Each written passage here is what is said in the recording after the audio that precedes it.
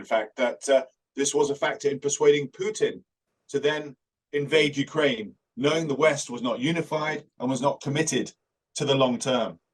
Well, from Syria now to Afghanistan, and thousands of Afghans who helped British forces before the Western withdrawal in 2021 remain stranded and at risk from the Taliban, MPs have said.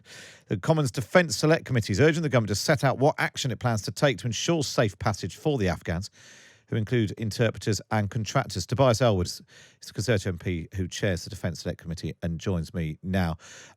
Tobias, this feels like, as I was saying, there was 18 months ago that this all happened. How are so many people still stranded there waiting for help? They simply can't get out. I mean, you speak about what's happened in Syria.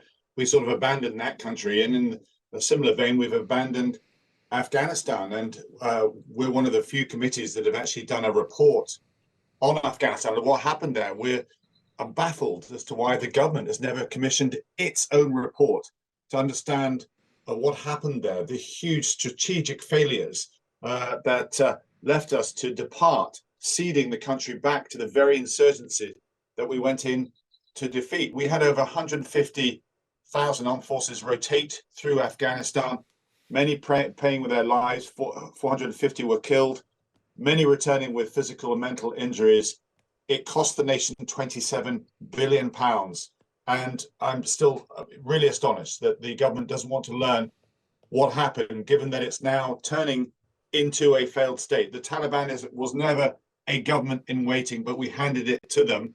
And I'm afraid now it's also turning into an incubator for terrorism as well. And there are many thousands of Afghans, as you touched on, that deserve to get out because they supported us and their lives are now in danger because of us.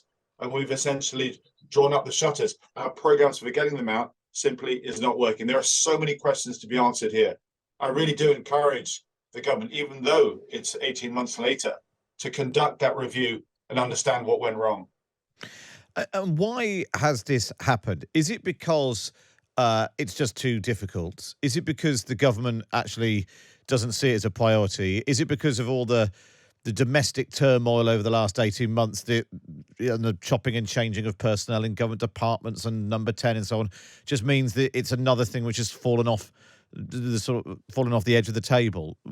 Is it a lack of interest, or is it just being distracted?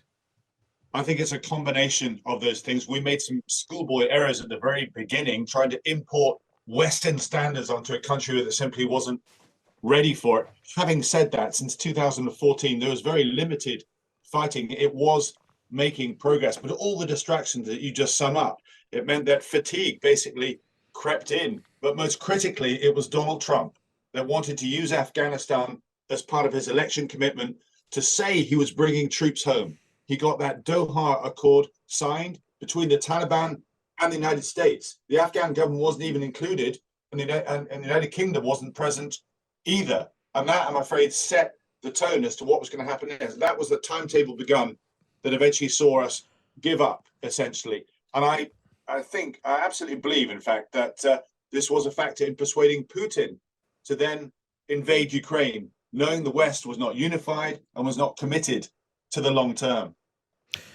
Tobias Ellwood, really appreciate your time today. Chair of the Defence Select Committee on that warning that thousands of Afghans who helped British forces before the withdrawal in 2021 remain stranded and at risk from the Taliban.